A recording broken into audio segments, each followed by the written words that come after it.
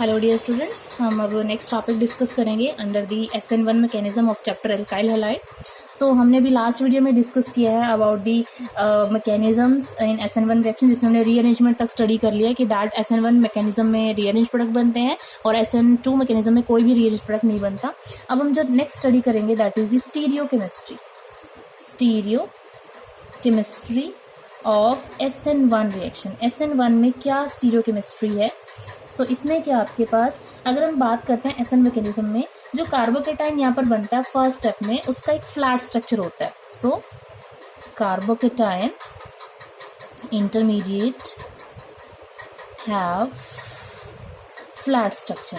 अगर उसके पास flat structure है तो जो इनकमिंग न्यूक्लियोफाइल है वो आपके पास किसी भी साइड से क्या कर सकता है, अटैक कर सकता है इस फ्लैट स्ट्रक्चर पे। एंड दैट इज वाई आपके पास जो प्रोडक्ट्स बनेंगे वो क्या बनेंगे, तो वो आपके पास यहाँ बनते हैं पार्शियली रेसिमाइज्ड प्रोडक्ट बनते हैं। पार्शियल रेसिमाइज्ड प्रोडक्ट्स यहाँ पर बनते हैं, कंप्लीट यहाँ पर पॉसिबल नहीं होता। सो पार्शियल रेसिमाइज्ड प्रोडक्ट की हम बात करेंगे तो उससे पहले कर लेते हैं कि वाई वी गेट पार्शियल। तो हम एग्जांपल लेके चलते हैं कि हमारे पास कोई भी क्या है, एल्काइल हैलाइड का कार्बोकेटाइन है R1 which is present above the plane. Optically active compound हमने लेना है यहाँ पे, this is R2 and R3। So this is the optically active alkyl halide का ये कार्बोकेटाइन है।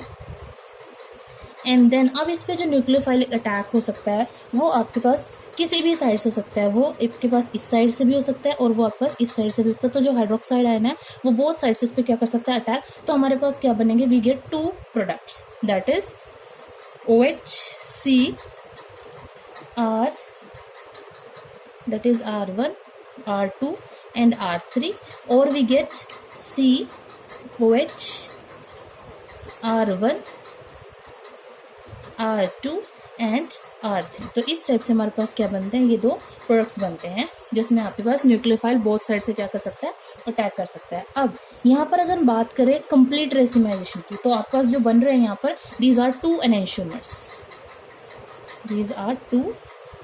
एनेंशियोमर्स। एंड जो प्रोडक्ट बना है वो आपके पास क्या, that is about the racemic modification. अब ये जो दो आपके पास एनेंशियोमर यहाँ पर एक्सपेक्ट किए जाते हैं वो इक्वल अमाउंट में बनने चाहिए, बट ऐसा नहीं होता। एक्चुअल प्रैक्टिस में कंप्लीट जो रेसिमाइजेशन होती है वो पॉसिबल नहीं होती है। सो जो expected is that the two enantiomers are in equal amount. Two enantiomers products formed are of equal amount, but complete racemization is not possible.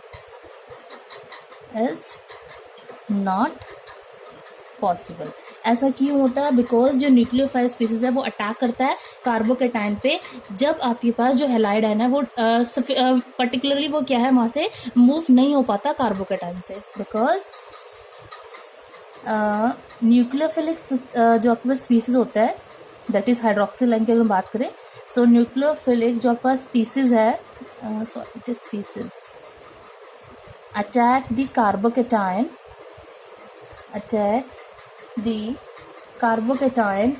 even when the negatively charged halide ion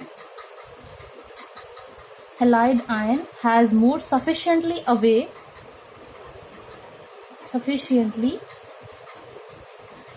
from the carbocation. मतलब जो आपके पास nucleophile है वो बिना bromide ion के eliminate हुए से पहले ही क्या कर रहा है, अटैक कर रहा है। अगर यहाँ पर इस केस में बिना हेलाइड आयन के रिमूव हुए ही आपके पास जो हेलाइड आयन है वो अटैक करेगा, तो आपके पास दैट मीन्स जो हेलाइड आयन प्रेजेंट होगा ट्रांजिशन स्टेट में वो क्या करेगा, वो एक हिंड्रेंस प्रोवाइड करेगा उस न्यूक्लियोफाइल स्पीसीज को। दैट्स वाई आपके पास जो कंप्लीट रेसिमाइजेशन है वो यहाँ पर पॉसिबल नहीं हो पाती। सो नेक्स्ट हम इसमें डिस्कस करेंगे सो एक तो ये हो गया कि जो आपके पास हैलाइड आयन है वो ट्रांजिशन स्टेट से रिमूव ही नहीं हुआ, उससे पहले ही न्यूक्लियोफाइल ने अटैक कर दिया, तो उसने एक हिंड्रेंस प्रोवाइड कर दी न्यूक्लियोफिल अटैक के लिए। और दैट मीन्स अब यहाँ पर एक और चीज है कि आपके पास इस केस में क्या होना चाहिए, मिक्सचर ऑफ एनेंशियोमर होना चाहिए, लेकिन जो एनेंशियोमर बनता है वो इन्वर्टेड कॉन्फ़िगरेशन के ऊपर प्रीडोमिनेंटली ज्यादा बनेगा, क्योंकि हैलाइड आयन तो एक शील्ड प्रोवाइड करके रखेगा, तो जो न्यूक्लियोफाइल है वो क्या करेगा, बैक साइड अटैक। तो इस केस में आपके पास क्या है, देयर इज पार्शियल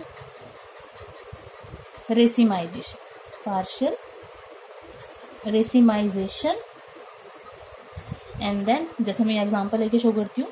सो इस केस में लाइक वी हैव C6H13, ये हमारे पास क्या है, it is having optically active compound that is 2 bromo octane. So इसकी हम हाइड्रोलिसिस स्टडी करें, this is the carbon centre HCH3 bromine. So transition state में क्या होगा आपके पास, C पॉजिटिव C6H13 एंड यहाँ पर आपके पास है this is the methyl and then जो हाइड्रोक्साइड आयन क्या करता है, अटैक करता है। सो यहाँ पर क्या एक शील्ड की फॉर्म में आता है। सो वी गेट 2 प्रोडक्ट, जिसमें एक आपके पास प्रीडोमिनेटिंग प्रोडक्ट होता है C6H13 HCH3 plus C6H13 H present above the plane CH3 and OH. So this is the inversion of configuration, क्योंकि यहाँ पर इस साइड प्रेजेंट था जब आपके पास हैलाइड आयन था, बट यहाँ पर अटैच है न्यूक्लियोफाइल अपोजिट साइड में। So it is the inversion which is predominating product and this is the retention, जिसमें एज सच रहा है retention of product, but it is less favourable, next आपके पास में टॉपिक आता है that is the factors affecting the occurrence and rate of reaction so आपके पास इसमें क्या है, अगेन 4 ही आपके पास इसमें फैक्टर्स होते हैं। सबसे पहले हम डिस्कस करते हैं about the nature of alkyl group, जिसमें हम बोलेंगे that is it is the electronic factor. SN2 में था it is the steric factor, but यहाँ पर जो इफेक्ट होता है that is of the electronic factor. अब यहाँ इस केस में क्योंकि कार्बोकेटाइन की फॉर्मेशन हो रही है एज एन इंटरमीडिएट, सो जो order of reactivity of alkyl halide वो किसके ऊपर डिपेंड करेगा, about the stability and the ease of formation of the carbocation. So order of reactivity of the alkyl halide it depend upon the relative stability and ease of formation of carbocation। so order जो आपके पास होएगा, therefore order is that is tertiary alkyl halide, then secondary alkyl halide, क्योंकि इनकी वजह से आपके पास पहले टर्शरी कार्बोकेटाइन बनेगा, इसमें फिर सेकेंडरी अल्काइल हैलाइड बनेगा, next primary alkyl halide and third आपके पास जो आएगा दैट इज लास्ट में that is methyl halide. So ये आपके पास क्या होता है, order under the nature of the alkyl group. Next जो आएगा that is nature of halogen group. अब यहाँ पर क्या था, एल्काइल ग्रुप का नेचर बताना था, इस केस में आपके पास क्या है, हेलोजन ग्रुप का। सो दूसरा यहाँ पर भी ये चीज भी है कि यहाँ पर कोई स्टीरिक फैक्टर का रोल नहीं है, जो मेन रोल है वो किसका है, इलेक्ट्रॉनिक फैक्टर का इन the SN1 mechanism, that is only the stability of the carbocation. अब नेचर ऑफ हेलोजन एटम में क्या आएगा, that is elimination of the leaving group. तो इसमें भी आपके पास क्या है, जितना ज्यादा लिविंग ग्रुप अच्छा होगा उतनी इजिली क्या बनेगा, उसका कार्बोकेटाइन बनता है। सो यहाँ पर भी क्या आएगा, better the living group,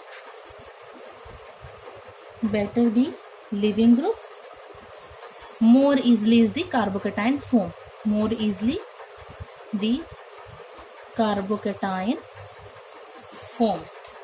so जो ऑर्डर हो जाएगा वो आपके पास होएगा that is halide, then bromide, then chloride and then fluoride. तो ये आपके पास ऑर्डर है इनके, this is the ease of elimination of halide ion. So ये इनका क्या है, order of ease of elimination of halide ion. So आपके पास जो ऑर्डर हो जाएगा एल्काइल हैलाइड का, so order of alkyl halide is that is this RBR. सो यहाँ पर क्या है, अगर हम देखते हैं SN2 मैकेनिज्म में भी क्या था, ये सेमी प्रोसेस था. सो यहाँ पर क्या है, order of reactivity of halogen of alkyl halide. Sorry, यहाँ पर हम एल्काइल हैलाइड की बात कर रहे हैं. Of alkyl halide is same in both SN2 and SN1 reaction with respect to halogen के रिस्पेक्ट में ऑर्डर सेम है. थर्ड जो आता है that is the nature of nucleophilic reagents. So क्योंकि आपके पास ये SN1 मैकेनिज्म है, मतलब सिर्फ जो रेट ऑफ रिएक्शन वो डिपेंड करता है upon the concentration of the alkyl halide. So there is no effect of the nucleophilic. So यहाँ पर क्या आएगा, as no nucleophilic reagent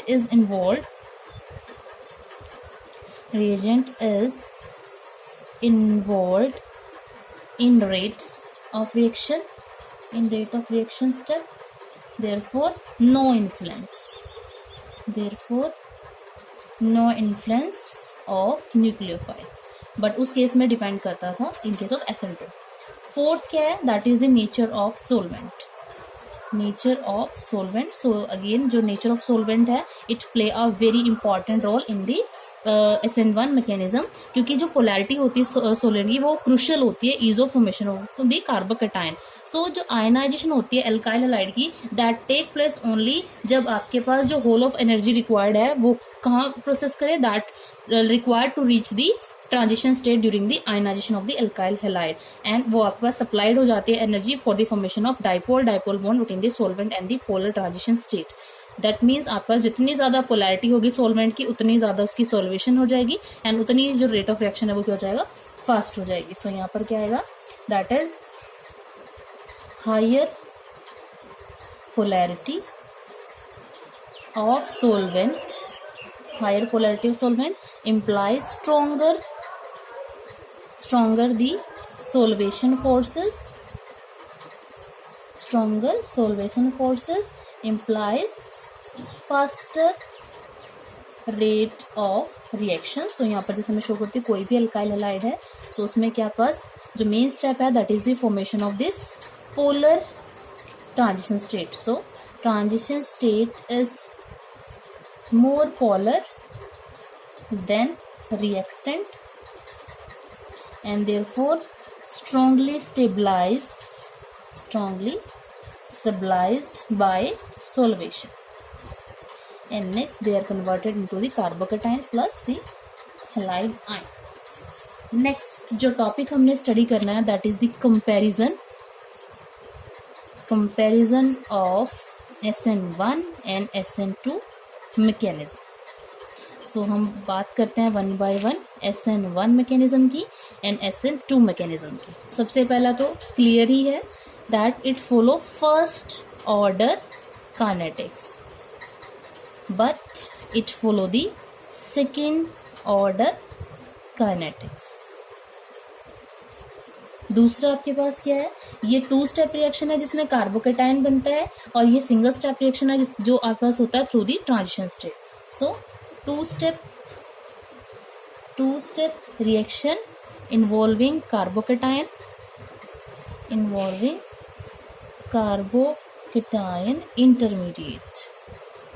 intermediate but it's a single step reaction occur through the transition state formation. Next यहाँ पर जो nucleophile है वो attack कर सकता है कार्बन कैरिंग हेलोजन को दोनों साइड से, बैक एंड फोर्थ साइड से वो अटैक कर सकता है, बट बैक साइड जो है वो प्रीडोमिनेंट होती है, और यहाँ पर जो अटैक होता है इस केस में that is from the back side. So attack of nucleophile can occur through back and fourth, back and front side, but back product is predominant. लेकिन यहाँ पर SN2 मैकेनिज्म में आपके पास जो अटैक होगा that is at the back side. So attack exclusively from back side.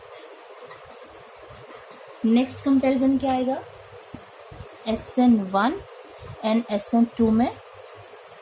So next comparison that is हम आ रहे हैं फोर्थ, जो इनके बीच में डिफरेंस है कि यहाँ पर ऑप्टिकली एक्टिव एल्काइल हैलाइड लेते हैं तो पार्शियल रेसिमाइजेशन होती है. So here is partial racemization of product occurs. और यहाँ पर आपके पास क्या, there is complete inversion of configuration, complete inversion of configuration. Next जो फिफ्थ पॉइंट है डिफरेंस का, दैट इसमें जो रेट ऑफ रिएक्शन है वो डिटरमाइन होता है बाय द इलेक्ट्रॉनिक फैक्टर. अभी हमने डिस्कस किया था इसमें इलेक्ट्रॉनिक फैक्टर डोमिनेट करता है, लेकिन SN2 में स्टीरिक फैक्टर क्या करता है, डोमिनेट, क्योंकि वहां पर बैक साइड अटैक होता है इसलिए. नेक्स्ट क्या आता है यहाँ पर, there is a formation of rearrange product because of the carbocation formation. तो रीअरेंज प्रोडक्ट बनते हैं यहाँ पर, बट इस केस में कोई भी रीअरेंज प्रोडक्ट नहीं बनता. So no rearranged products. Next क्या आता है, अब हम बात करते हैं अगर ऑर्डर ऑफ रिएक्टिविटी की. सो जो ऑर्डर ऑफ रिएक्टिविटी है, order of reactivity of alkyl halide, वो आपके पास क्या है, that is tertiary alkyl halide, then secondary, then primary and then methyl halide. ये है with respect to the alkyl halide. और इसमें जो आपके पास ऑर्डर है, ऑर्डर ऑफ रिएक्टिविटी, वो आपके पास रिवर्स है, दैट इज मिथाइल, क्योंकि यहाँ पर कोई भी कार्बोकेटाइन है, यहाँ पर स्टीरिक फैक्टर डोमिनेट करेंगे. So it is methyl, then primary, then secondary and then tertiary halide. Next जो इनके बीच में कंपैरिजन आता है दैट इज कि यहाँ पर आपके पास माइल्ड न्यूक्लियोफिलिक रिएजेंट है वो भी यूज हो सकता है क्योंकि वो रेट डिटरमाइनिंग स्टेप में इन्वॉल्व नहीं है, लेकिन इस केस में we will require the stronger nucleophiles. Next क्या आएगा, this mechanism is favoured by low concentration of the nucleophile, but here this mechanism is favored by the high concentration of nucleophile. Last that यहाँ पर SN1 mechanism में जो solvent use होता है that is high polarity solvent हमें यहाँ पर required होता है, high polarity solvent, and it is followed by the low polarity solvent conditions. Low polarity solvent conditions. Next हमारे पास क्या है, about the E2 mechanism and E1 mechanism. So हम जस्ट बेसिक स्टडी कर लेते हैं इनका. E2 मैकेनिज्म क्या होता है, E2 मैकेनिज्म एक ऐसा मैकेनिज्म है which involves a single step by molecular elimination process. Single step by molecular elimination process. तो ये आपके पास ये है, E मतलब यहाँ पर है elimination, so E stand for elimination.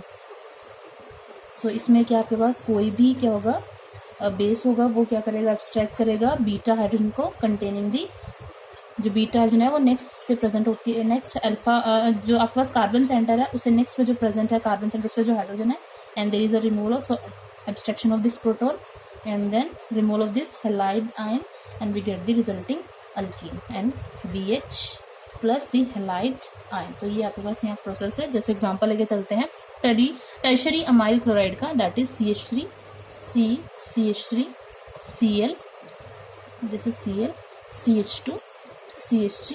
So इसमें जब एलिमिनेशन प्रोसेस होगा तो हमारे पास दो प्रोडक्ट बनते हैं, एक मेजर होता है एक माइनर होता है।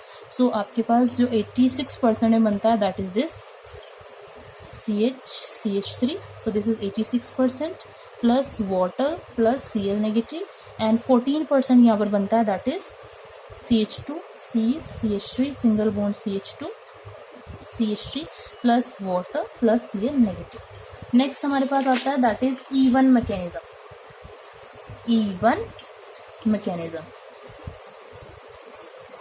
इनके बारे में जस्ट हम ब्रीफ डिस्कशन कर रहे हैं because they are not under your syllabus, पर हमें पता होना चाहिए। सो E1 मैकेनिज्म क्या है? This mechanism operates through a two-step process in which the rate determining step involve only one molecule। तो सिमिलर हो सकता है ये लाइक दी SN1। सो यहाँ पर क्या होगा HCX and then it is the slow step to form the carbocation CHC positive, this is the carbocation by the removal of this halide ion। and next step में क्या होगा? there is abstraction of proton by the base, next positive H and this is the first step, so there is a formation of alkene, so we get C double bond C। so यहाँ पर क्या आपके पास इस type से क्या बनती है? Alkene plus BH। तो यहाँ पर क्या है about the E1 mechanism. Next है that is the relative reactivity of allyl halide with respect to alkyl halide. अब जो एलाइल हैलाइड्स होते हैं these are more reactive, allyl halides are more reactive than alkyl halide. So ये हमारे पास topic था। So इसमें allyl halides they are more reactive than alkyl halides towards nucleophilic substitution reaction, and allyl halide they can undergo both type of reactions, so both mechanism they follow SN1 and SN2 mechanism, so both mechanisms are followed by allyl halides।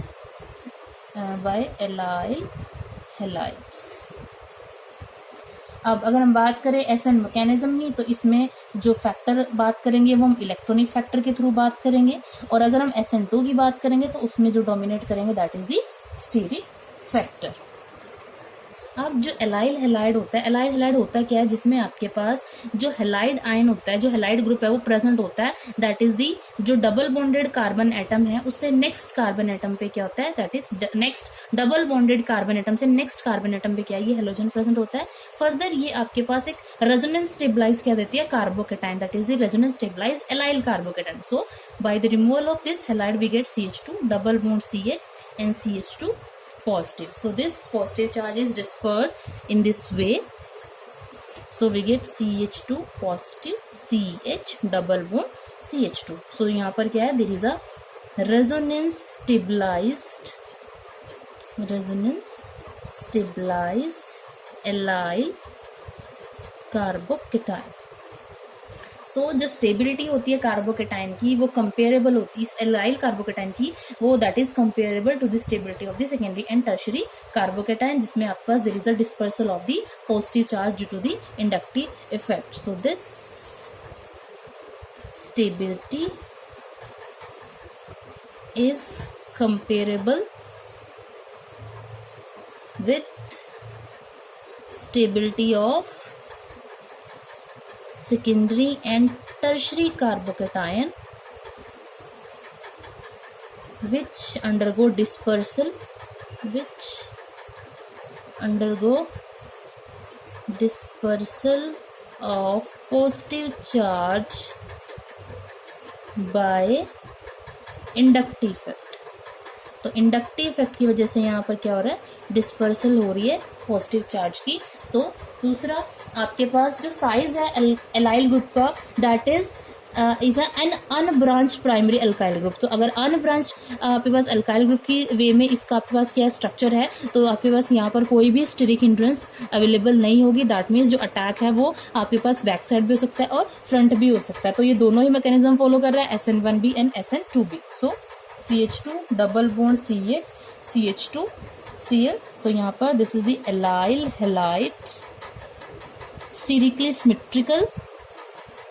sterically that is similar to primary alkyl